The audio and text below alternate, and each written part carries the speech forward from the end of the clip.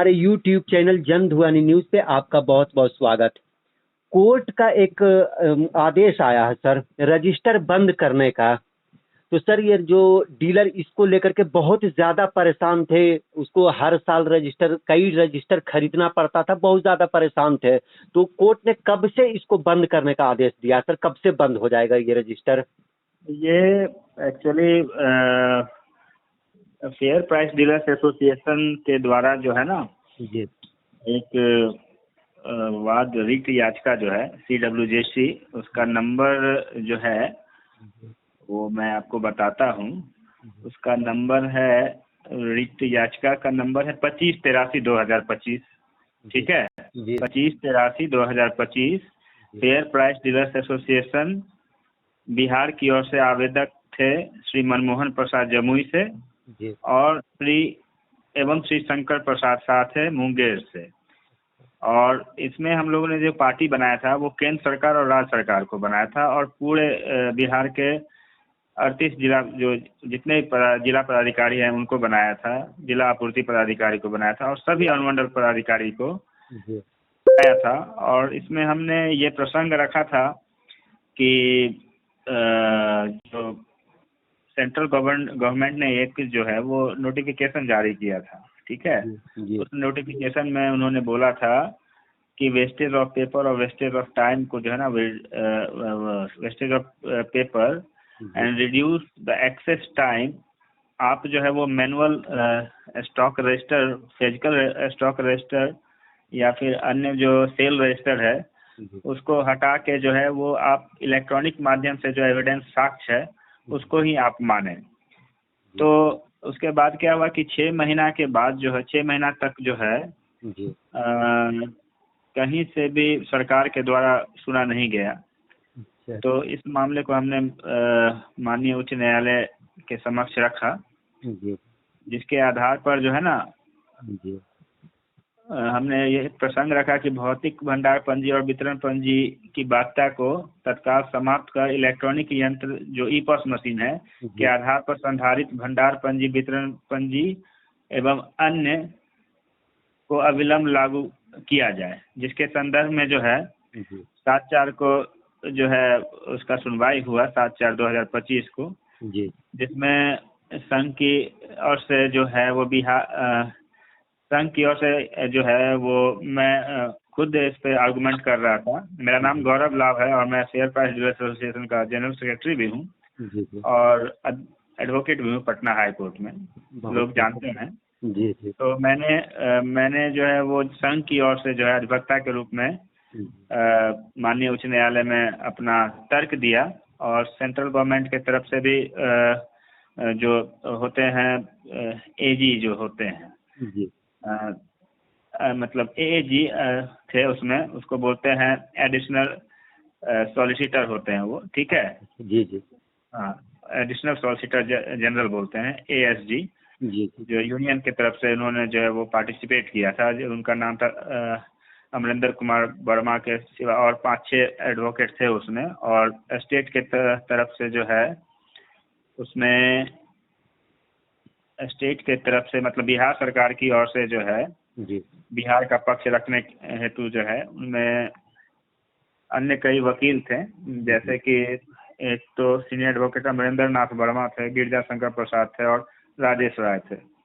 तो हमने अपना तर्क दिया, और तर्क के सुनने के बाद जो है, क्योंकि ये जो है ना वो नेशनल फूड सिक्योरिटी एक्ट के अंतर्गत जो है वो इलेक्ट्रॉनिक माध्यम से जो संधारित जो भंडार पंजी वगैरह का है ना, उसको पहले से ही कंट्रोल ऑर्डर में वो दे रखा था।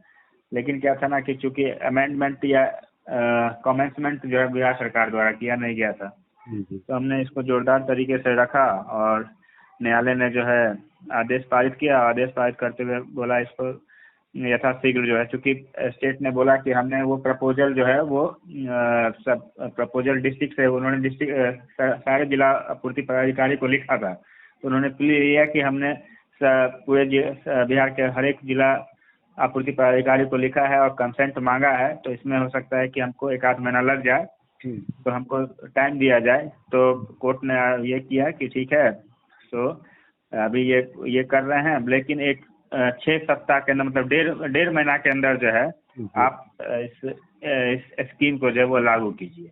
अच्छा, तो तो मतलब सरकार ये जो जो है ये सरकार का फैसला, मतलब आदेश आ गया है ना कि इसको 6 हफ्ता के अंदर अंदर में लागू कर दीजिए। हाँ, कोर्ट का आदेश है कि 6 सप्ताह के अंदर आपको लागू करना है और कोर्ट को बताना है लागू करके। अच्छा ठीक है, जी। तो इसी संदर्भ में जो है ये न्यायालय द्वारा ये आदेश पारित किया गया है कि आपको स्टॉक रजिस्टर, फिजिकल रजिस्टर नहीं रखना है। ई पोस्ट द्वारा संधारित जो भी स्टॉक रजिस्टर है या सेल रजिस्टर है उसी को मान्य किया जाए। यही तो मामला है। जी, कल से मोबाइल पे, यानी मोबाइल के बहुत सारे ग्रुप में ये चल रहा, व्हाट्सएप ग्रुप में, कि मंत्री लेसी सिंह जो है वो रजिस्टर बंद करने का अपने अधिकारियों को आदेश जारी कर दिए हैं, आदेश दे दिए हैं सर। ये क्या है? अभी तो हमने बताया ना जी कि सर। कोर्ट का जो ऑर्डर है, देखिए अभी क्या है कि हाई कोर्ट जो है उसको 227 में जो है ना सुपरफिशियल पावर है, इनहेरिटेड वेस्टेड पावर है ना, जी कि वो निचले कोई भी जो ये है कुछ भी क्रिया या प्रतिक्रिया या कोई भी जो आदेश है उसको अपास कर सकता है कि नहीं कर सकता है, और डायरेक्शन भी दे सकता है रीट में। तो अभी कोर्ट ने डायरेक्शन दिया है, तो डायरेक्शन को कंप्लाई करना सरकार का कर्तव्य है कि नहीं, बताइए। बिल्कुल है जी, बिल्कुल अनुसरण करना उसका कर्तव्य है ना। जी। तो सरकार को जब आदेश दे दिया है, डायरेक्शन दे दिया है कोर्ट, जी जी, तो अभी कितना ये तो मुझे लगता है इसका ऑर्डर 7/4/2025 को हुआ है पारित। और आज के दिन हुआ? आज मतलब 1 महीना के आसपास हो गया। आज करीब हो रहा है, 1.5 महीना का समय दिया है। अगर नहीं करेगा तो फिर तो कंटेम्प्ट होगा ना, कि नहीं होगा? बिल्कुल बिल्कुल ये केवल होगा ना। तो सरकार तो कंटेम्प्ट से डरती है कि नहीं डरती है? हाँ, जाहिर सी बात है, फिर वो तो कहाँ कोर्ट जाएगी? के आदेश और निर्देश के अनुपालन के अनुसरण में, ठीक है, जी अनुपालन हेतु जो है माननीय मंत्री जी द्वारा ये स्टेप लिया गया है। उसमें तो कहीं से कोई बट है नहीं, क्योंकि इसका लीगल टीम होता है ना, स्टेट का लीगल टीम। जो आप देख रहे हैं ना, मैंने आपको मैं एक अभी आपको ऑर्डर में भेज रहा हूँ, इसमें सीधा लिखा हुआ है, देखिए आप, मैं ऊपर से पढ़ के सुना दे रहा हूँ। In the high court of judicature at Patna under the civil writ jurisdiction case number 2583 of 2025, parties are for petitioner Fair Price Dealers Association, registered office Bhiknapari Patna 4 and the head office Hasanpura Beul Patna 2 through its district secretary Manmohan Prasad and Shankar Prasad Shah, son of Sri Lakhan Shah, resident of village West Azimganj, district Munger, and versus the Union of India through Ministry of Consumer Affairs. A part of that, the State of Bihar through the Principal Secretary, and the All Divisional Commissioner Bihar, the All District Magistrate Bihar, the All District Supply Officer Bihar, और sub divisional officer Bihar और block supply officer. अब ये देखिए, मैंने पूरे बिहार के मतलब वरिष्ठ से वरिष्ठ पदाधिकारी और कनिष्ठ से कनिष्ठ पदाधिकारी को इस पर पार्टी बना दिया है कि नहीं कंसर्न डिपार्टमेंट का, बताइए। जी। तो अभी इनको जवाब देना है। तो मोटा मोटी अगर इसको हम लोग अपने भाषा में बात करें तो ये कहा जाएगा कि कोर्ट के आदेश का ही पालन कर रहे हैं मंत्री महोदय, इसी के लिए उन्होंने अधिकारियों को आदेश दिया है कि इसको लागू कीजिए। वही तो बोल रहे ना जी सर, कोर्ट का जो आदेश गया है ना, तो उसको अनुपालन करना उसका जो है ना वो कर्तव्य है। बिल्कुल, नहीं करेगा तो फिर मानना होगा ना कोर्ट का। बिल्कुल। अब मानना में समझ रहे हैं ना कि शो काउज हो जाता है, शो काउज होगा तो फिर जवाब देना पड़ेगा सरकार को, क्योंकि ये सेंट्रल गवर्नमेंट का स्कीम है। सेंट्रल गवर्नमेंट ने बोला है कि हम कर रहे हैं। नेशनल फूड सिक्योरिटी एक्ट के क्लॉज 38 में दिया गया हुआ है कि state government is obliged to follow whatever instruction has been provided by the central government to the state government. Now it is mandatory for the state government to abide the instruction, whatever instruction has been given to the state government down the line for complying the order which has been passed by the notification which has been issued earlier in the month of September 2024. So this is the perspective of this case. तो इतना स्पष्ट तो आदेश है sir court का। बहरहाल वही तो मैं बता रहा हूँ। जी आप देखिए यहाँ लिखा हुआ है, आप पैराग्राफ 2 देखिए, the respondent number 2 shall consider the representation given by the petitioner. अब हमने रिप्रेजेंटेशन दे दिया है, एनेक्स 6 में लिखा हुआ है ना। जी देखिए लिखा हुआ है, having regard to the fact that petitioner has already given a representation to the respondent number 2 annex 6, है कि नहीं? जी बिल्कुल। और यहाँ इसके बाद लिखा है the present petition is disposed of at the stage of admission with the consent of both the council, है कि नहीं? बताइए, लिखा हुआ है कि नहीं कि राज्य सरकार और केंद्र सरकार ने बोला है कोर्ट को कि इन्होंने जो दिया है अपना वो पिटिशन को हम लोग लागू करने वाले हैं, तो हमको समय दिया जाए। ये तो लिखा हुआ है ना कि नहीं लिखा हुआ है? बताइए। भाई तो बोल रहे हैं सर कि ये तो एकदम स्पष्ट आदेश है। स्पष्ट। और ये सेकंड में देखिए ना, रिस्पोंडेंट नंबर 2 कौन है? रिस्पोंडेंट नंबर 2 देखिए, क्या है? State of Bihar through the principal secretary food and consumer protection department और सेक्रेटरीट, है कि नहीं लिखा हुआ? देखिए, the respondent number 2 shall consider the representation given by the petitioner and if the same is found to be correct make necessary changes in the e POS machine, है कि नहीं? बताइए। सही है सर। एक चीज और जानना चाह रहे हैं कि इस मामले के अलावा कोर्ट में और भी कोई डीलरों से संबंधित मामला चल रहा है क्या सर? हाँ, अभी एक मामला तो मैंने देखा है। जी ठीक है जी। एक मामला एक फेयर प्राइस डीलर्स एसोसिएशन के द्वारा जो है किन्हीं के द्वारा किया गया है। ठीक है, इनका स्टेज तो क्या है ये मैं अभी आपको बताता हूँ, 1 मिनट आप रुकेंगे थोड़ा सा। इनका एक्चुअली क्या है ना कि मैं आपको बता रहा हूँ जी सर कि अभी हमने एक केस किया था जिसमें विक्रेताओं को जो है ना जी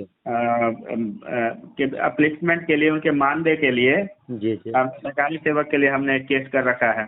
वो फरवरी 2024 में किया। उसका प्रोसीडिंग जो है हमारे पक्ष में आ रहा है, सकारात्मक आ रहा है।